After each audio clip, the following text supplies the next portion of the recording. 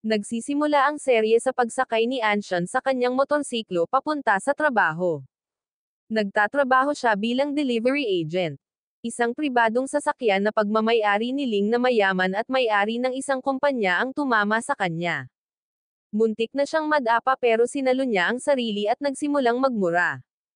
Hindi huminto si Ling para sa kanya at nakarating sa kanyang kumpanya kung saan sinabi sa kanya ng kanyang sekretarya ang kanyang schedule. Dumating si Anshan sa kumpanya ni Ling, nagbigay ng ilang papeles sa sekretarya at tumungo sa elevator. Ibinigay ng sekretarya ang mga papel kay Ling at pumunta siya sa elevator kung saan sila nagkita at sumakay ng magkasama. Ang isang ulat ng balita sa screen ng elevator ay nag-aanunsyo na ilang tao ang namatay nang mahulog ang isang elevator. Nakarating si Anshan sa kanyang pinagtatrabahuan at nakakuha ng karagdagang trabaho. Nagtungo si Ling sa isang sementeryo, nakitang sinusundan siya ng mga tao at binago niya ang kanyang ruta, binilisan ang takbo dahil nabigo ang kanyang preno. Nabangga siya. Kinagabihan habang pauwi si Anshan mula sa trabaho, bigla niya itong nakasalubong at nabangga niya ang kanyang motorsiklo. Dinala niya siya sa ospital. Kumalat ang balita sa TV at sinabi ng mga kapatid ni Ling sa kanilang ama na nagkasakit. Kinaumagahan nagising si Ling at tinanong si Anshan kung sino siya. Siya ay nagulat at nagtanong sa doktor na nagpapaliwanag na si Ling ay may pansamantalang amnesia. Hiniling ng doktor kay Anshan na bayaran ang bayarin sa ospital, ngunit nang subukan niya nakita niyang masyadong mataas ang halaga. Sinabi niya kay Ling na kailangan na nilang umalis, ngunit humihingi siya ng kabayaran dahil nabangga siya ng kanyang motorsiklo. Sinabi niya na wala siyang pera pagkatapos bayaran ang bayarin sa ospital at ang kanyang rento, ngunit nag-aalok na dalhin siya sa kanyang tahanan at alagaan siya hanggang sa siya ay gumaling. Pumayag naman siya. Pagdating nila sa kanyang bahay, hindi siya nasisiyahan dito at sa una ay iginiit na matulog siya sa sopa. Ngunit kalaunan doon siya natutulog habang ipinagpatuloy niya ang kanyang pangalawang trabaho sa pagguhit ng comics. Kinaumagahan nalaman niyang pinaghandaan siya ng almusal at inihanda ang kanyang damit. Habang inihahanda niya ang kanyang motorsiklo, nakita niya ang mga bumbero na sumusugod sa isang apartment at narinig niyang nasusunog ang silid 208. Nagmamadali siya dahil apartment niya iyon. Lumalabas na may inilagay si Ling sa microwave at naging sanhi ng sunog.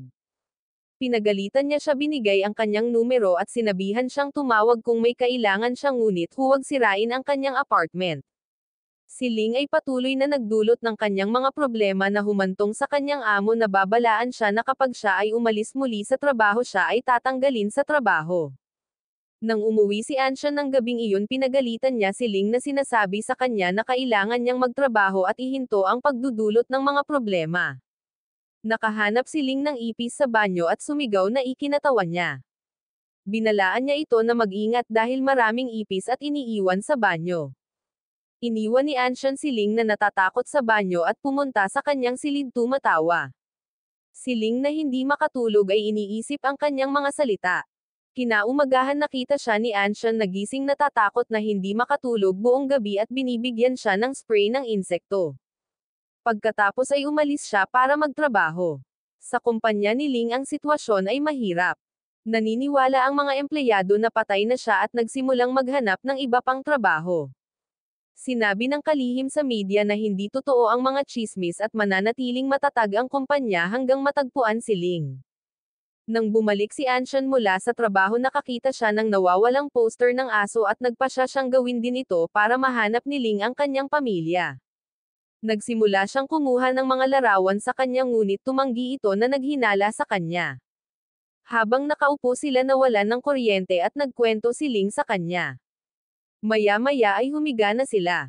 Kinabukasan sa kanyang kumpanya nakipagkita ang mga investor sa ama ni Ling at hiniling sa kanya na magtalaga ng bagong manager dahil nalulugi ang kumpanya. Sa lugar ng trabaho ni Anshan, nakatagpo siya ng ilang mayayamang dating kaklase. Isa sa kanila ang nang-aapi sa kanya at isiniwalat na si Anshan ay inampon dahil iniwan siya ng kanyang ina. Isa sa kanila ang nagbuhos ng Pepsi sa kanya. Samantala, iniwan ni Ling na umaandar ang gripo at nakatulog na binaha ang apartment. Nagising siya sa gulat dahil sa phobia niya sa tubig. Nang dumating si Anshan at sinigawan siya, nakita niya itong nanginginig at pinakalma siya. Naglinis siya ng tubig at natulog. Kinaumagahan pumunta si Ling sa ospital para tanggalin ang kanyang cast. Nainggit siya sa doktor na gumamot kay Anshan. Maya-maya pumunta siya sa palengke. Habang pauwi na sila bumuhos ang ulan. Naligo si Ling at humingi ng tulong sa kanya. Nang iabot nito sa kanya ang isang tuwalya nadulas siya at nahulog sa bathtub kasama niya. Tinulungan siyang tumayo ni Ling. Habang naghahaponan inis siya nito kaya umalis siya para gawin ang kanyang mga guhit. Nagpasya siyang gumawa ng comics tungkol sa kanilang kwento mula nang magkakilala sila na tinatawag itong Please Rest Assured Mr. Ling. Kumatok si Ling sa kanyang pinto at hiniling na gamitin ang kanyang laptop. Nakita niya ang comics at tinukso siya na sinasabing may crush ito sa kanya. Nagalit siya at sinimulan niyang isumpa ang sarili. Kinabukasan sa trabaho natanggap ni Anshan ang kanyang sweldo at naalala ang kahilingan ni Ling para sa isang wheelchair. Bumili siya ng isa para sa kanya.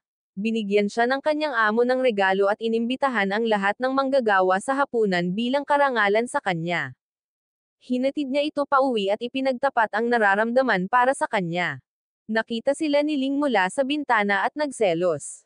Nang pumasok si Anshan tinanong niya kung bakit siya nahuhuli at sinabi sa kanya na huwag nang mahuhuli muli. Itinago niya ang mga vase para inisin siya. Kinaumagahan dumating ang wheelchair at inilagay ito ni Anshan para kay Ling. Natuwa siya at hiniling niyang itapon ang mga bulaklak. Habang naghahaponan napansin niyang nagalit siya at sinubukan niyang pasayahin siya sa pamamagitan ng pagbibigay sa kanya ng tiket sa pelikula. Sinabi niya na mayroon siyang trabaho ngunit ipinaubaya niya ang desisyon sa kanya.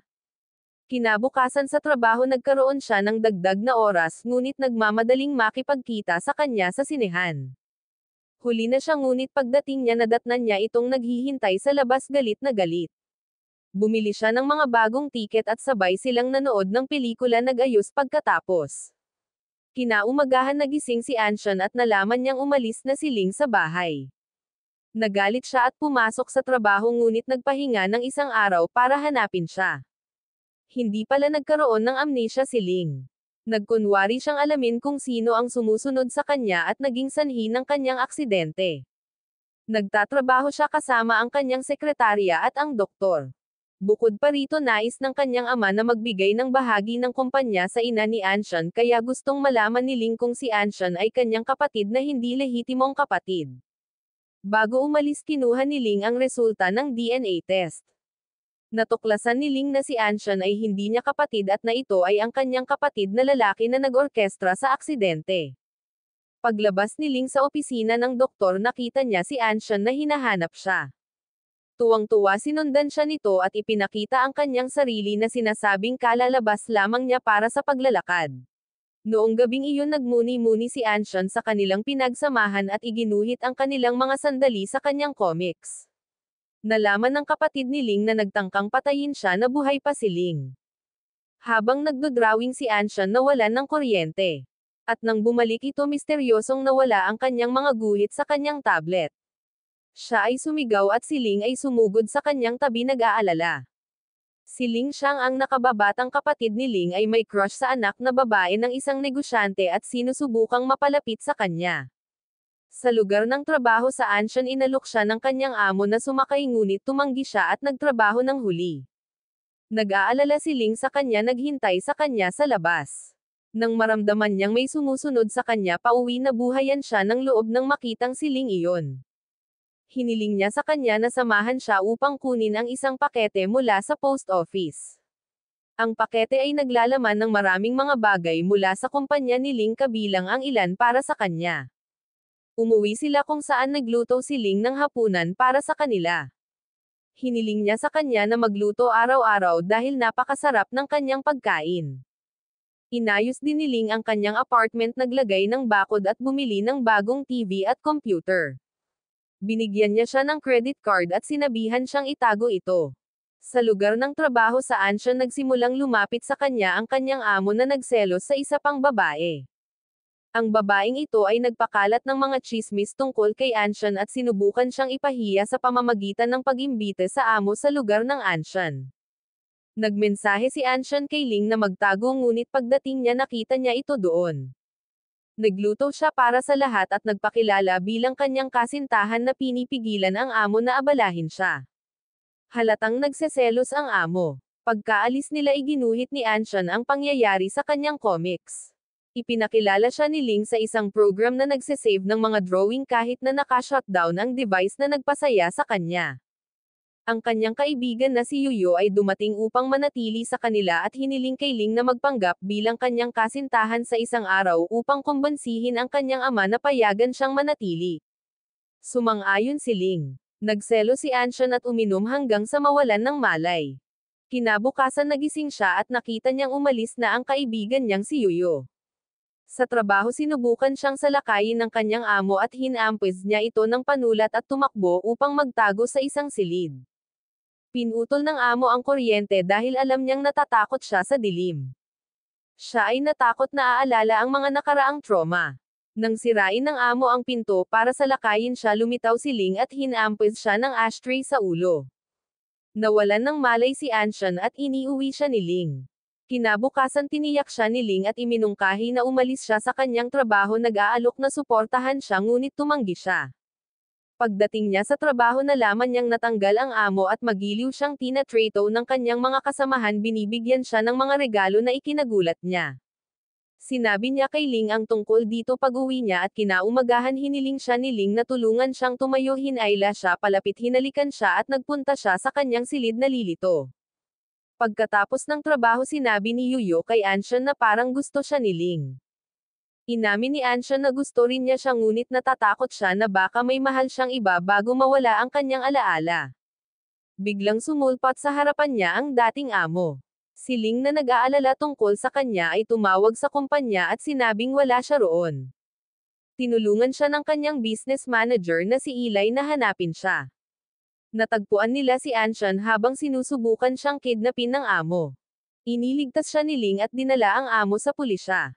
Naiinggit si Anshan kay Eli sa pag-aakalang siya ang kasintahan ni Ling. Pinapanatag siya ni Ling at ipinaliwanag na kasamahan lamang si Eli. Kinabukasan tinawagan ni Eli si Ling at hiniling na magkita. Bumili siya ng mga bulaklak para kay Anshan at pumunta sa hotel. Si Anshan na naghahatid ng isang pakete ay nakita silang magkasama at nagalit na iniisip na sila ay mag-asawa. Sinabi ni Eli kay Ling na kailangan niyang bumalik sa trabaho dahil bumagsak ang kumpanya. Pumayag si Ling at nagpadala ng mensahe kay Anshan na nagsasabing mahuhuli siya. Si Ling ay nagpakita sa pulong sa kanyang kumpanya at lahat ay masaya na siya ay buhay. Ang kanyang kapatid na si Ling Fang ay nagalit dahil hindi siya magiging presidente ng kumpanya. Sinabi ni Ling sa kanyang ama na si Fang ang nag-orkestra sa aksidente. Binalaan ng kanyang ama si Fang na layuan si Ling. Binalaan naman ni Fang si Ling na kukunin niya si Anshan mula sa kanya at pagsisisihan niya ito. Binalaan ni Ling si Fang na layuan si Anshan. Pagkatapos ng pagpupulong dinala ni Eli si Ling sa kanyang villa, sinabing hindi na siya makakasama ni Anshan. Kaya hindi alam ng kapatid niya kung nasaan siya at sinaktan siya. Nanatili siya sa lugar ni Anshan, hinihintay si Ling hanggang sa makatulog siya. Nagising siya kinabukasan at napagtantong hindi na siya babalik. Tinawag mo siya at nagsimulang umiyak. Naalala niya ang mga alaala nilang magkasama at sinabi sa kanya na umalis na siya. Nang maglaon hiniling ni Ling kay Eli na maglagay ng mga ilaw sa lugar ng Anshan dahil natatakot siya sa dilim at mga surveillance camera upang suriin siya. In love ang nakababatang kapatid ni Ling kay Shen-er na may crush kay Ling at tinanong niya ito kung mahal pa rin siya nito. Sagot niya, paano ko makakalimutan ang mga taon ng pag-ibig sa isang sandali. Nagalit ito sa kanya. Pagkatapos ay bumalik ang kapatid ni Anshan mula sa kanyang paglalakbay at pinuntahan siya. May kumuha ng litrato kay Anshan na nakaupo kasama ang kanyang kapatid at ipinadala ito kay Ling. Nagalit siya at nagseselos at tinanong si Eli na alamin kung sino siya.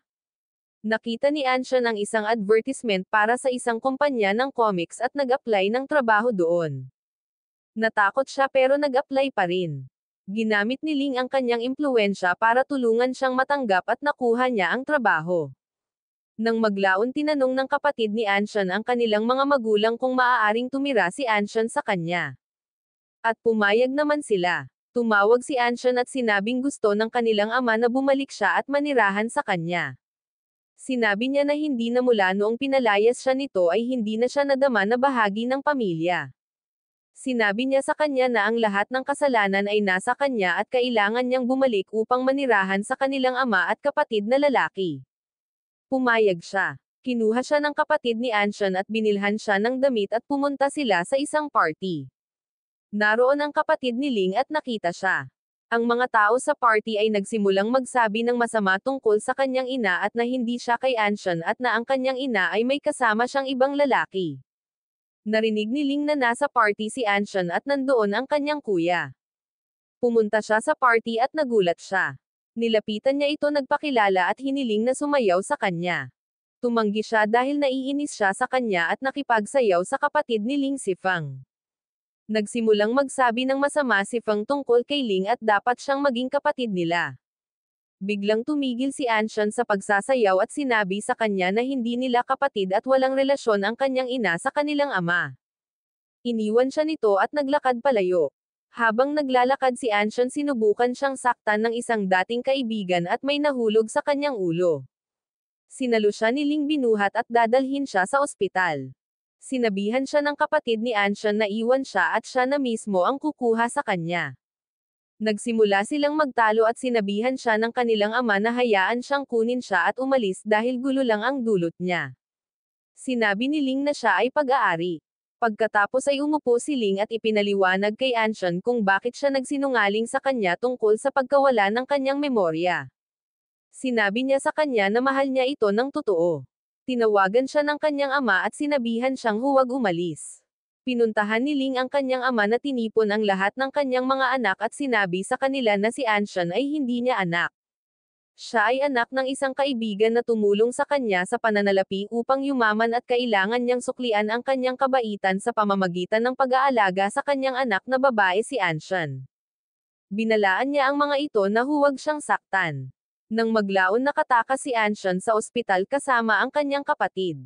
Nang bumalik si Ling at hindi siya nakita, pumunta siya sa kanyang bahay at natagpuan siya kasama ang kanyang kapatid. Hiniling niya na makita siya ngunit tumanggi itong makipag-usap sa kanya at pinalayas siya. Umalis ang kanyang kapatid at nanatili si Ling sa labas hanggang sa umalis ang kanyang kapatid at pagkatapos ay iniwan ang kanyang sarili. Isang delivery person ang nagdala ng pagkain kay Anshan at nagulat siya. Si Ling pala ang nagpadala nito. Ayaw niyang kainin ito ngunit nagutom siya at naubos ang lahat. Kinaumagahan nagising si Anshan na pinalayas siya ng kanyang kasera dahil ibinebenta nila ang bahay. Nanatili siya sa kalye, hindi alam kung saan pupunta. Dumating ang kanyang kapatid at isinama siya. Sinabi niya kay Ling ang nangyari at siya ay nabalisa. Pagkatapos ay tinawagan ni Anshan si Yuyo at sinabi sa kanya na bibisita siya. Hiniling ni Anshan sa kanyang kapatid na bumili ng merienda dahil darating ang kanyang kaibigan. Sa supermarket nakilala ng kapatid niya si Yuyo at sabay silang bumalik sa bahay. Nang maglaon, pumunta si Ling sa bahay ni Anshan at sinubukan niyang patawarin siya. Pagdating ni Baiseng, hinampos niya si Ling at pinaalis. Ginamo ni Anshan ang kamay ng kapatid at sinubukang pakalmayan ito sa tulong ni Yuyo. Masaya si Ling na ipinagtanggol siya ni Anshan at nag-aalala sa kanya. Tinanong tuloy ni Yuyo kung single ang kapatid niya dahil crush niya ito. Nagpunta siya at tinanong siya at sinabi niya na siya ay walang asawa. Kinabukasan nagpadala si Ling ng almusal ngunit itinapon ito ng kanyang kapatid. Pumasok si Anshan sa trabaho at nakakita ng maraming Reg Along naghihintay sa kanya ngunit hindi niya alam kung kanino galing ang mga iyon. Nang maglaon, nagpunta siya upang maghatid ng isang pakete at nalaman na kapatid ni Ling ang nagpadala ng mga regalo. Hiniling niya sa kanya na iwan si Ling at sa halip ay makasama ngunit tumanggi ito at lumayo. Pagkatapos ay nagbitiw si Anshan sa kanyang trabaho para magsimulang magtrabaho sa ibang kumpanya. Sinabi ni Ellie kay Ling na iniistorbo ng kanyang kapatid si Anshan kaya pinuntahan ni Ling si Abby upang subukang lumapit sa kanya. Sinaktan siya ni Abby at sinama niya si Anshan. Nang sinubukan niyang lumabas ng kotse, nilock niya ang pinto at hiniling na tumira siya sa kanya at maging kasintahan niya ngunit tumanggi si Anshan at lumayo. Si Ling ay papunta sa isang pulong nang makilala niya si Shen na tumulong sa kanya na makakuha ng regalo para kay Anshan. Sinimulan ni Anshan ang kanyang bagong trabaho at nang maglaon ay kumakain siya ng tanghalian kasama ang kanyang kapatid na si Yuyu at Ling. Sumama sa kanila si Ling at nasunog ang kanyang kamay. Dinala siya ni Anshan upang gamutin ang kanyang paso. Paulit-ulit siyang nakikiusap na patawarin siya at maging girlfriend niya at pumayag naman siya. Binigay niya ang regalo at kinuha nila ito at sabay na umalis.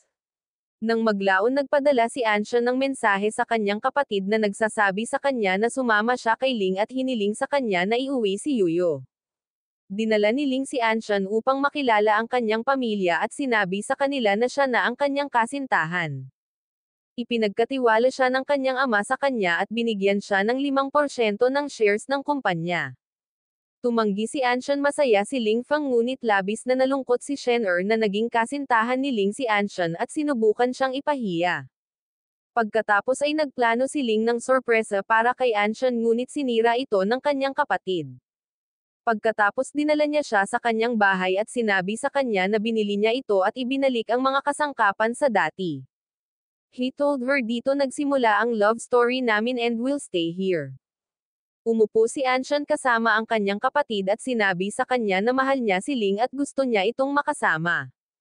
Nagalit ang kapatid niya pero pumayag siya para sa kanya. Sinabi niya sa kanya na ipaalam sa kanya kung nakaramdam siya ng kalungkutan. Sinabi niya sa kanya na lilipat siya sa kanyang bagong apartment at atubili siyang pumayag. Pinadala ni Ling si Ellie para tulungan siyang ilipat ang kanyang mga gamit sa apartment. Sa trabaho ipinakita ni Anshan ang kwentong iginuguhit niya at sinabi nila sa kanya na susubukan niya ito at mag-publish ng 10 kopya para makita kung nagustuhan ito ng mga tao. Bigla siyang tinawag ni Ling. Lumabas siya para makita siya at sinabihang umuwi na siya dahil magpapalipas siya ng gabi sa trabaho. Bumalik siya at nagtrabaho buong gabi. Kinaumagahan nalaman ni Anshan na hindi umaalis si Ling at nakaupo sa kotse. Binigyan siya nito ng almusal at kumot. May isang babaeng nakatingin sa kanila mula sa malayo, puno ng selos. Pumasok si Anshan sa trabaho at narinig niya ang mga empleyado na nagsasabi na nakuha lang niya ang trabaho dahil sa kanyang nobyo at maging ang kwentong iginuhit niya ay niloko niya upang maging nangungunang pwesto. Narinig niya ito at pumunta sa kumpanya ni Ling para kumprontahin siya, humihingi ng breakup. Iniwan siya nito at naglakad palayo. Nang gabing iyon pinuntahan siya ng kanyang kapatid at sa kanyang paglabas nakilala niya si Ling. Sinabi sa kanya ng kanyang kapatid na kung hindi niya mapasaya ang kanyang kapatid dapat niya itong layuan. Sa trabaho nakatanggap si Anshan ng isang mensahe na may lokasyon. Nagpadala siya ng mensahe sa kanyang kapatid na nagsasabing natagpuan niya si Yugo at hiniling na huwag siyang sunduin sa trabaho. Si Yugo ay isang matandang kaibigan na umatake sa kanya sa party. Nag-aalala siya sa kanya at patuloy na tumatawag ngunit naka-off ang kanyang telepono. Pumunta si Ling sa kanyang pinagtatrabahuan na may dalang mga bulaklak ngunit sinabihan siya ng kanyang mga kasamahan na siya ay umalis ng maaga. Sinabi nila sa kanya ang lokasyon at sumugod siya doon. Nang dumating si Anshan, si Yugo ay nagtatago sa likod ng pinto na may dalang kutsilyo ngunit dumating si Ling sa tamang oras. May pumipigil kay Yugo at inilayo siya. Dinala ni Ling si Anshan. Sa kanilang pagbabalik umulan at naubusan sila ng gasolina. Huminto sila sa isang hotel, pumunta sa isang silid at hiniling ni Ling sa kanya na patawarin siya na nangakong hindi na gagawin ang kanyang trabaho. Pinatawad niya ito at nakatulog sila sa magkayakap. Samantala hinahanap ni Anshan si Anshan at pumunta sa lugar ni Yugo ngunit hindi niya ito makita. May nagpadala ng mensahe kay Yugo, naglipat ng pera at pinayuhan siyang magpahinga ng ilang araw. Dumating si Anshan sa hotel at tinanong si Ling tungkol sa kanyang kapatid na gustong iuwi siya ngunit tumanggi si Ling. Giit ni Anshan at tuluyang sumakay sa kanila. Dumating sila sa lugar ni Anshan at kasama niya ang kanyang kapatid. Si Ling na naiinis ay nagsabi sa kanya na siya ay kanya at nagseselos siya kapag nakipag-ugnayan siya sa sinumang lalaki. Sinabi niya sa kanya na kapatid niya iyon. Muntik nang makipag-away si Ling sa kanyang kapatid ngunit dinala ni Anshan si Ling sa itaas. Ipinaliwanag niya sa kanyang kapatid na mahal niya si Ling at kailangan nitong makipagkasundo dito ngunit tumanggi ang kanyang kapatid at umalis. Nang maglaon tinawagan ni Yugo si Anshan at inanyayahan siyang manood ng mga pelikula. Nang pumunta siya tinanong siya nito kung may minahal na ba siya at sinabi niyang oo ngunit may ibang kumuha sa kanya mula sa kanya. Sinabi niya sa kanya na aminin ang kanyang nararamdaman iniisip pa rin na siya ang kausap nito. Nagbitiw si Anshan sa kanyang trabaho at nagsimulang maghanap ng bago nang walang tulong ng sinuman. Pagkatapos ng isang pulong nadatnan si Shen-er na naghihintay sa tabi ng kanyang sasakyan. Kinausap niya ito tungkol sa pakikipagtulungan ng kanilang kumpanya at pumayag naman ito. May pinupunasan siya sa buhok niya nang may kumuha ng litrato at ipinadala iyon kay Anshan. Nakita ito ng kanyang kapatid at sinubukang tawagan si Ling na hindi sumasagot. Pumunta si Anshan sa kanyang lugar at natagpuan siya kasama si Shen-er na sadyang sinusubukang pukawin siya. Siya pala ang nagplano ng lahat. Dinala ni Anshan si Anshan sa dalampasigan para pasayahin siya. Itinanggi ni Ling ang mga alingaungaw ng relasyon nila ni Shen-er at nang makita ni Anshan ang balita nagalit siya. Patuloy na hinahanap ni Ling si Anshan hanggang sa matagpuan niya ito sa dalampasigan. Nagkaroon siya ng phobia sa tubig at nang makita siya nahimatay siya. Nag-alala siya at dinala siya sa ospital. Nang magising siya sinabi niya sa kanya ang totoo tungkol sa kanyang takot sa tubig ipinaliwanag na minsan siyang itinulak ng kanyang kapatid sa tubig na muntik ng malunod.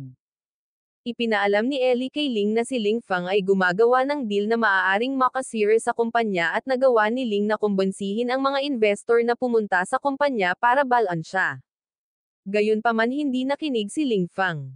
Sinabi sa kanya ni Ling na magpatuloy at tanggapin ang mga kahihinatnan at umalis siya. Buong araw ay abala si Ling kaya dinalhan siya ni Anshan ng pagkain sa kanyang kumpanya. Sabay silang kumain at umalis na siya. Sa disco si Shen-er ay hinaharas ng isang taong magtapon ng beer sa kanya ngunit ipinagtanggol siya ng nakababatang kapatid ni Ling at umalis. Nang maglaon nawala ni Ling Fang ang shares ng kumpanya at hinahanap siya ng mga investor. Pinuntahan siya ni Ling at sinabing sabi ko sa iyo matatalo ka. Ngayon binayaran mo na ang presyo. Nagtalo sila at lumayo si Ling. Kasama ni Anshan si Yuyu sa isang restaurant naghahanap ng trabaho. Nakilala nila si Go na kilala ni Anshan mula sa isang kumpanya ng comics.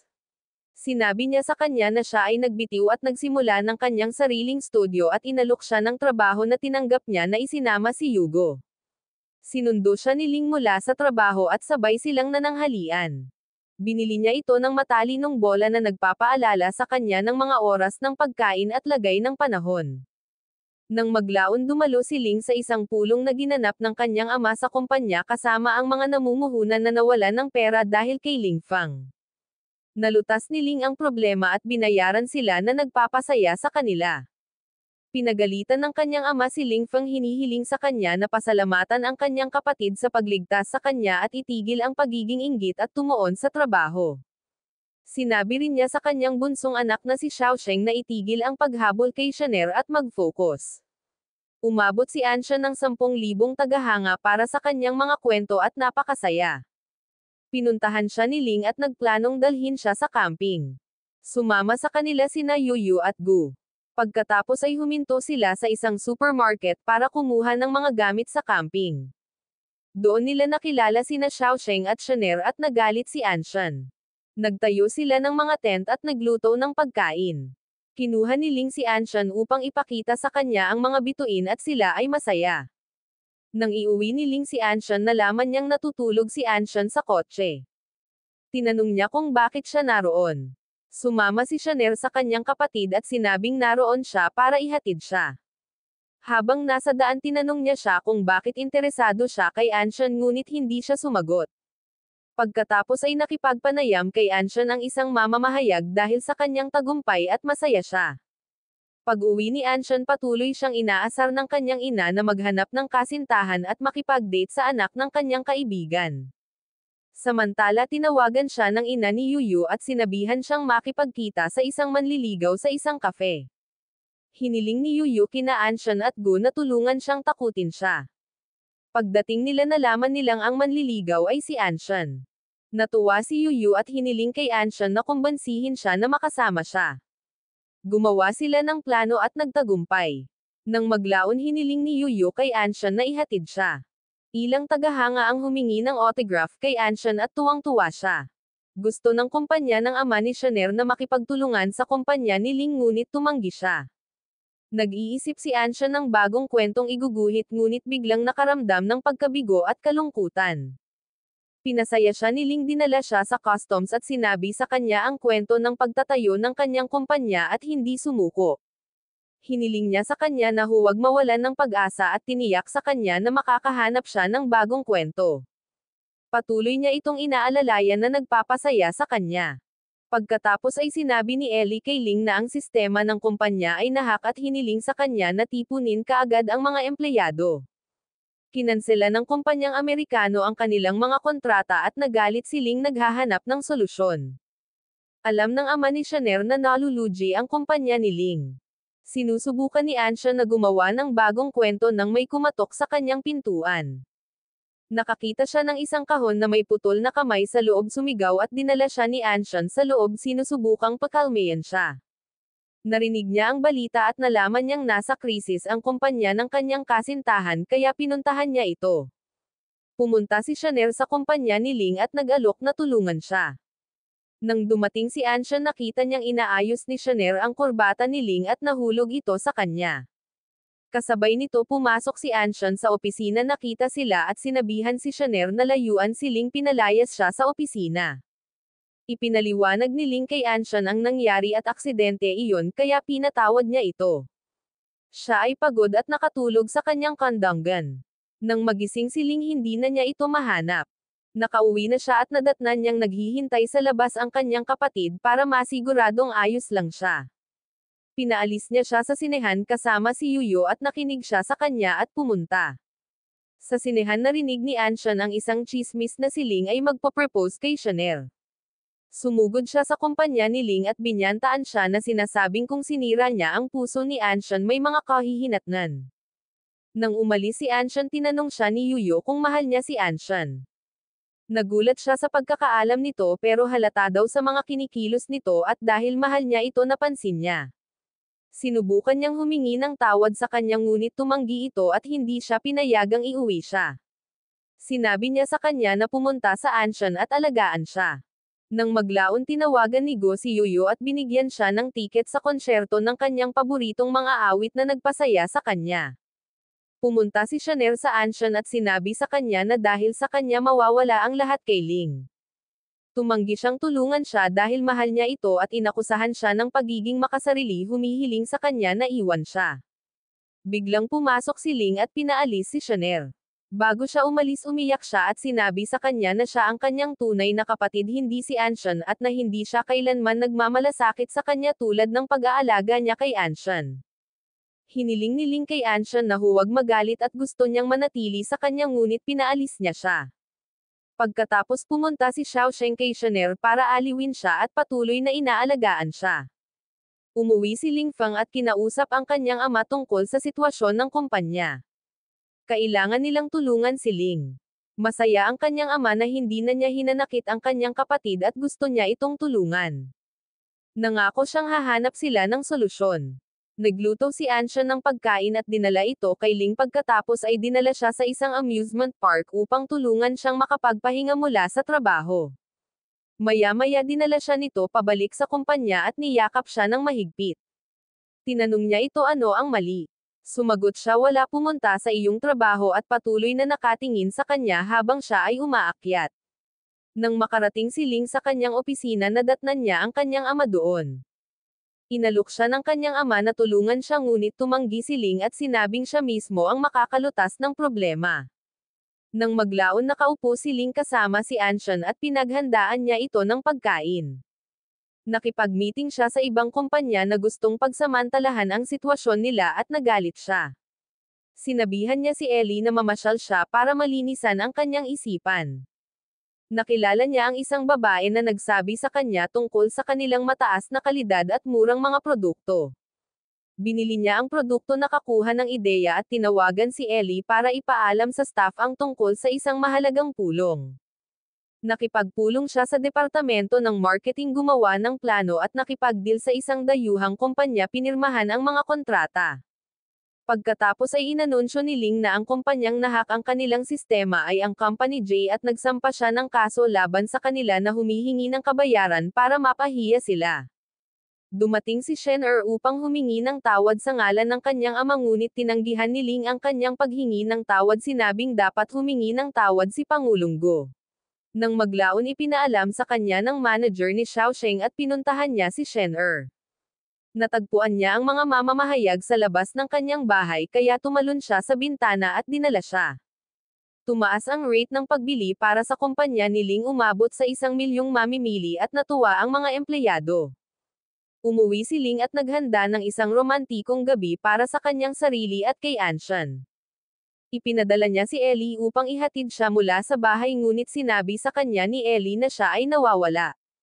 Pumunta si Ling sa bahay ni Anshan upang hanapin siya ngunit natagpuan niya ang mga mamamahayag doon at pinalayas siya ng ina ni Anshan.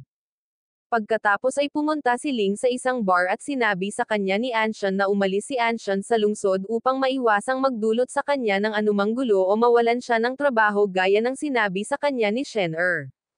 Nagalit si Ling at tumigil sa pagkain at pag-inom, hinahanap siya kung saan-saan. Pumunta si Anshan sa bahay ng kanyang ina dahil nalalapit na ang anibersaryo ng kanyang kamatayan. Habang nagdidilig ng mga bulaklak, isang florera ang nahulog sa kalye na nagpapaalala sa kanya ng pagpapakamatay ng kanyang ina at nagsimula siyang umiyak. Pumunta siya sa bahay ni Ling at dinala sa kanya ang paborito niyang cake, sinusubukang lumapit sa kanya ngunit itinulak siya nito palayo. Tinanong niya siya kung bakit siya umiiwas, sinabing wala na si Anshan. Ano ang pumipigil sa iyo ngayon? Tinanong niya siya kung paano niya nalaman at nagsinungaling siya na sinasabing sinabi sa kanya ni Anshan. Tinapon niya ang cake niya sa basurahan at sinabihang umalis na siya. Nagpatuloy si Anshan sa pagguhit at pag-post ng drawing ng kanyang kasalukuyang lokasyon online. Nakita ito ni Ling at hinanap siya. Naglalakad siya at inaalala ang kanyang mga alaala hanggang sa marating niya ang isang lugar na nagpaalala sa kanya ng isang masamang alaala na naging sanhi ng kanyang pagkahilo. Naalala ni Anshan na kinidnap siya ng isang babae na gustong ibenta siya at ang isa pang lalaki ngunit nakatakas sila at inaresto ng pulisya ang babae. Pagkagising niya, nasa harap niya na si Ling. Tinanong niya kung paano siya natagpuan at isiniwalat niya na siya ang batang lalaki na dinukot kasama niya. Nagyakapan sila at sinabihan siya nito na huwag na siyang iwan, muli sinabing hindi siya naging problema sa buhay niya ngunit palaging solusyon. Nagpunta sila upang gumuhit at tinawanan siya nito dahil sa takot sa mga aso. Ipinagpatuloy ni Anshan ang kanyang pagguhit at nanood ng video at mga larawan ng kanyang ina na nagpapatunay na ang kanyang ama ay si Go. Bumalik si Anshan sa lungsod at nakipagkita kay Yuyo at Gao. Iniwan niya sila para sa isang mahalagang appointment at natuklasan ni Yuyo na may problema sa mata si Gao na pumipigil sa kanya na makakita o makilala ang mga kulay. Pinuntahan ni Anshan ang kanyang ama upang ipakita sa kanya ang larawan ngunit itinanggi niya na siya ang kanyang ama. Kinumpirma niya ito sa pamamagitan ng DNA test sa ospital kung saan siya ipinanganak. Ibinigay niya sa kanya ang pangalan ng ospital at pinalayas siya. Umiiyak pumunta siya sa ospital ngunit wala na ito. Binuhat siya ni Ling at hiniling kay Ellie na tingnan ang bagay na iyon. Nakakuha si Anshan ng bagong telepono na nakakonekta sa GPS at hiniling ni Ling sa kanya na manatili sa kanya ng ilang araw hanggang sa matiyak niya ang kanyang kaligtasan. At pumayag siya. Narating ni Ling at Anshan ang kanyang apartment na pinalamutian niya at pinunan ng maraming regalo para sa kanya. Lumabas sila para kumuha ng mga gamit sa supermarket at pinaghandaan siya ng hapunan. Tinanong niya kung sino ang nagturo sa iyo. Sagot niya kay Anshan. Nagalit siya pero nakaayos na siya. Nang maglaon tinawagan ni Anshan si Yuyo upang tingnan si Angsan. Sinabi mo sa kanya na ayos lang siya at nakatira kasama si Ling. Sina Anshan at Yu ay pareho kayong nabalisa. Paulit-ulit mong sinasabi kay Anshan na susubukan niya si Ling dahil mahal siya nito at kung hindi dahil kay Angsan kasal na sana sila ngayon. Sinabi sa kanya ng kanyang kapatid na mali ito ngunit hindi siya nakinig. Nagpalit si Angsan ng damit at natulog kasama si Ling. Naramdaman niya ang pag-igting niya at sinabi sa kanya kung hindi ka komportable ipaalam sa akin. Okay lang daw siya pero inaayos pa rin niya ang sitwasyon. Binigyan siya nito ng relo para sukatin ang tibok ng puso niya at tiniyak siya hinawakan siya hanggang sa makatulog sila. Kinabukasan dumating ang isang pakete mula sa bahay ni Shen. Ayaw buksan ni Angsen dahil nagtiwala ito sa kanya. Lumabas sila at bumili ng bagong kama at mesa para sa kanya inayos ang apartment. Habang nakaupo sila hiningi niya ang phone niya. Ibinigay niya ito sa kanya at tinanong niya kung bakit wala itong password. Sinabi niya sa kanya na magtakda ng isa para sa kanya. Tinanong niya kung ano ang dapat at sinabi niya na 4,410. Itinakda niya ito at ng gabing iyon ay sumilip upang tingnan ang kanyang mga account. Nakakita siya ng larawan kasama si Shen-er at napagtanto na ang password ay kaarawan ni Shen-er na ikinagalit niya. Kinabukasan tinanong niya si Yuyu kung ano ang gagawin at sinabi sa kanya ni Yuyu na harapin siya. Sinabi ni Doktor pumunta si Xiao sa boxing gym ni Ellie at nakita niyang may kumalabit sa kanya. Nagselos siya at sinuntok ang lalaki kaya mas lalo siyang ginagalang ni Ellie na naging malapit sa kanila. Pagkatapos ay iminungkahi niya ang isang pakikipagtulungan sa isang malaking kumpanya na tinanggap ni Angsen. Pagdating niya sa kumpanya nalaman niyang kumpanya iyon ni Ling. Hiniling niya sa kanya na magtrabaho ng seryoso at huwag ipaalam sa sino man na sila ay nagde-date. Pumayag siya at matagumpay niyang nakumbinsi ang mga marketing director sa kanyang trabaho.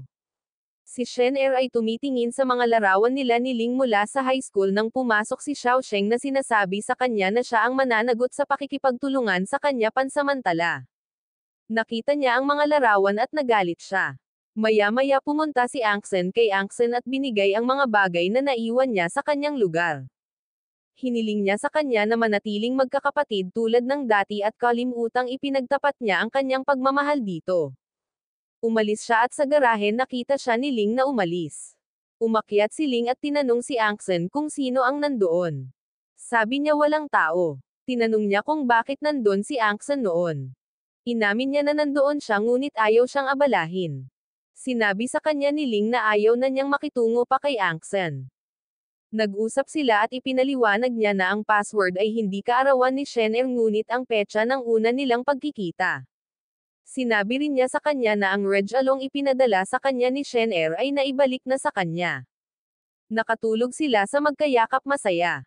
Kinaumagahan dinala ni Ling si Angsen sa trabaho at ibinaba ito para walang makaalam sa kumpanya na sila ay nagde-date. Dumalo sila sa isang pulong kung saan pinunan ng mga marketing director ang kanyang trabaho. Sinabi niya na magkakaroon siya ng mga bagong ideya. Buong gabing gising si Ling sa pagtulong sa kanya. Kinabukasan pumunta siya sa kumpanya at sinubukang magdisenyo ng mas mahusay. Binigyan siya ni Ellie ng walkie-talkie at may humiling sa kanya na pumunta sa break room. Nagulat si Ling doon at hinalikan siya. Pumasok ang isang katrabaho at mabilis na lumayo si Angsen na nagkukunwaring nag-aaway sila. Pagkatapos ay pumunta si Ling sa presidente ng kumpanya at sinabi sa kanya na magsisimula siyang magtrabaho kasama niya. Sa bahay habang nagtatrabaho si Angsen bumangon siya para uminom ng tubig at aksidenteng nabuhusan ng mainit na tubig ang kanyang mga binti. Natakot si Ling at inalagaan siya. Habang nakaupo siya sa tabi niya habang natutulog siya nakakuha siya ng ideya at nagdisenyo ng logo para sa kumpanya niya. Inilimbag niya ito at sinuportahan siya nito. Sinimulan ni Yuyo at Gao na isagawa ang ideya at iniharap niya ito sa isang pulong na pinahanga ang mga direktor ng marketing. Ipinagmamalaki siya ni Ling at inihayag na siya ang kanyang kasintahan na ipinagdiriwang ang kanyang tagumpay. Masaya ang lahat sa kumpanya. Nang maglaon sinabi ni Gao kay Angsen na maraming trabaho ang darating dahil sa kanilang tagumpay. Nagplano si Gao ng sorpresa para kay Yuyo. Dinalhan niya ito ng mga bulaklak at binigyan siya ng mga salamin para itama ang kanyang pagkabulag sa kulay. Ipinagtapat niya ang kanyang pagmamahal sa kanya at nagpa siya itong bigyan siya ng pagkakataon. Nang maglaon lumapit kay Ling ang isang investor na may dalang business proposal ngunit hindi pumayag si Ling at tinalikuran siya. Naging matagumpay si Ansheng sa kanyang trabaho at pinalago ang kanyang kumpanya. Nilapitan siya ng parehong investor at tinanggap siya ni Ansheng.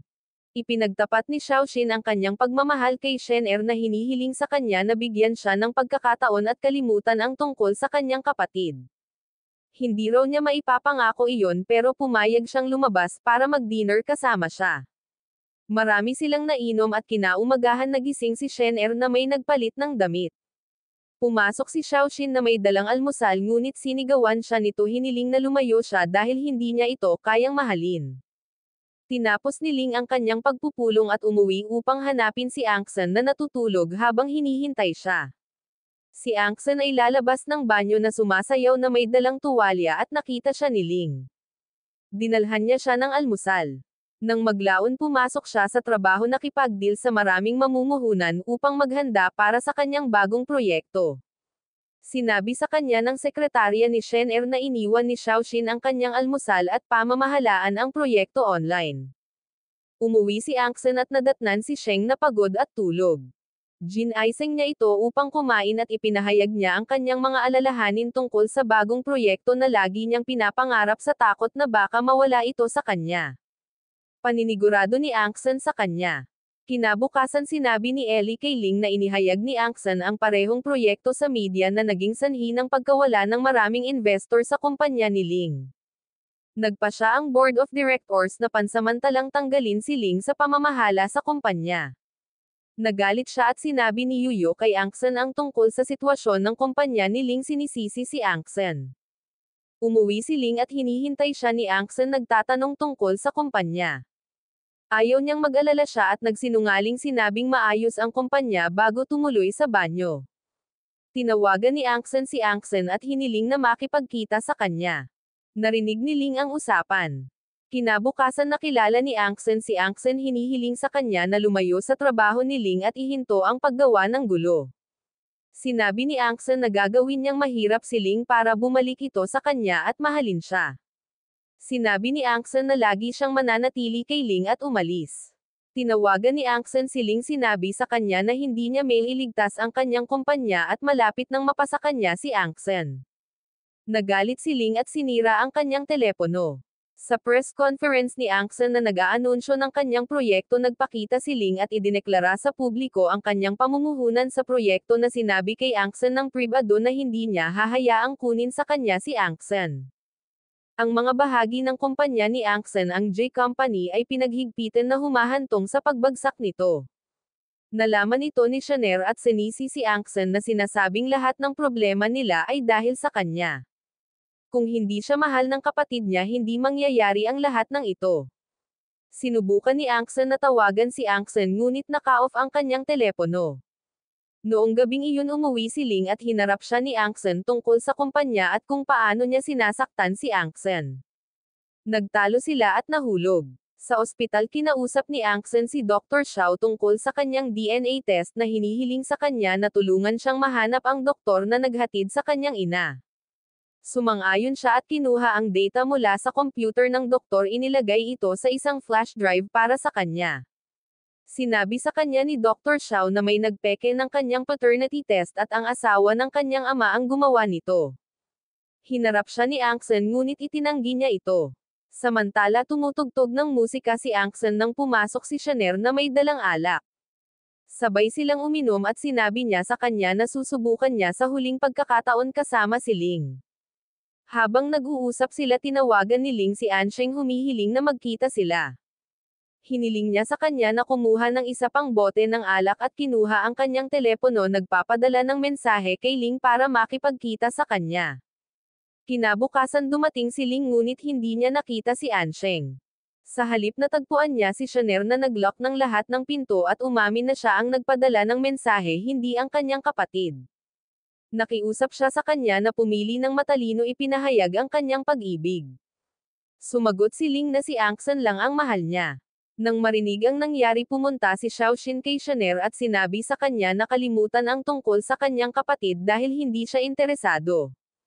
Nangako si Shaner na magpapatuloy at masaya si Xiaoxin. Maya-maya pa uwi na si Ling kasama si Angsan. Tinanong niya kung bakit niya gustong makilala si Ansheng at sinabi niyang gusto niyang ayusin ang kanilang mga hindi pagkakaunawaan at makipagtulungan upang maiwasang magalit siya. Habang nag-uusap sila, tumawag si Xiaoxin para ipaalam na nasa ospital ang kanilang ama.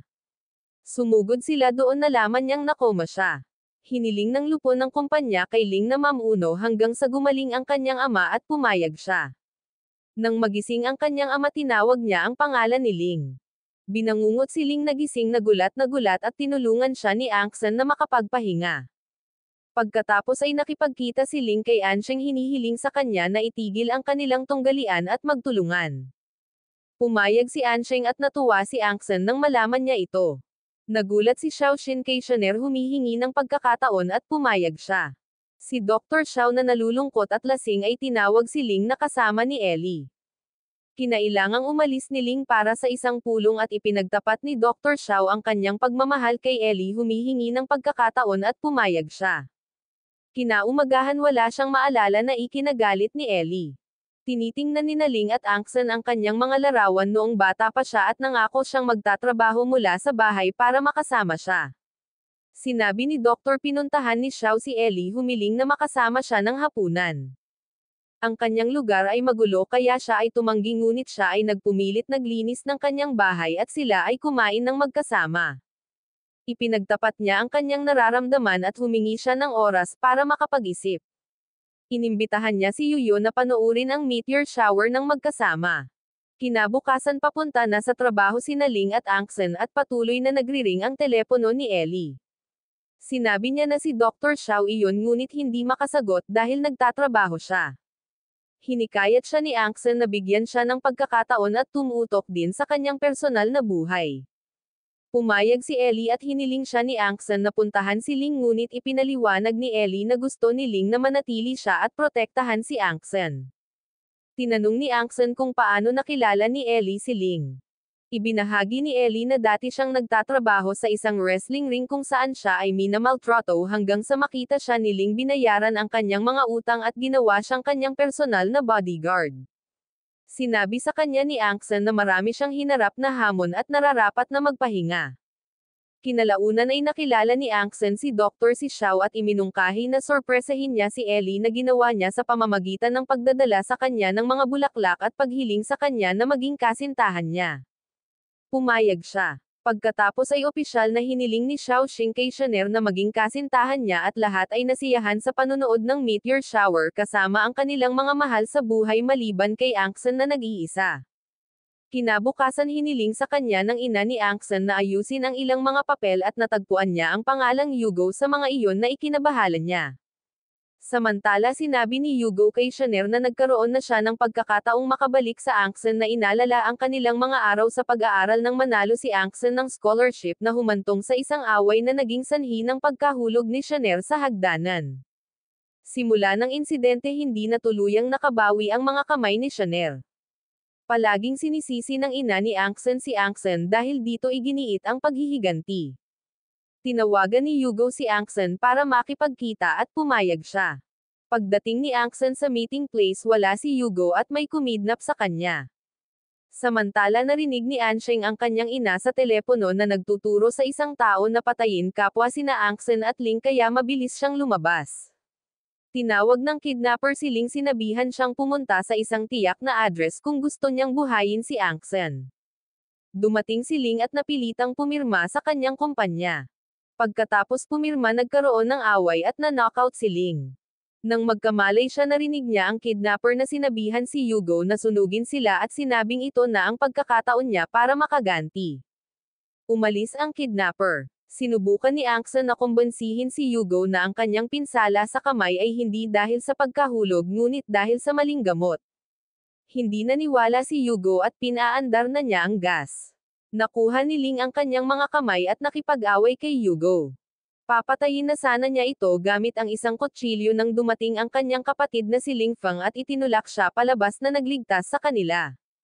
Nagpasalamat si Ling sa kanyang kapatid at tinanong kung paano niya nalaman na naroon sila. Ipinaliwanag ni Ling Fang na may napansin siyang nanunood sa kanila sa hotel at nagpas siyang bantayan si Ling. Tiniyak niya kay Ling na hindi niya sinasadyang saktan siya at hindi siya mananagot sa nakaraang aksidente inamin na naiinggit siya ngunit hindi sa antas ng pagnanais na patayin siya.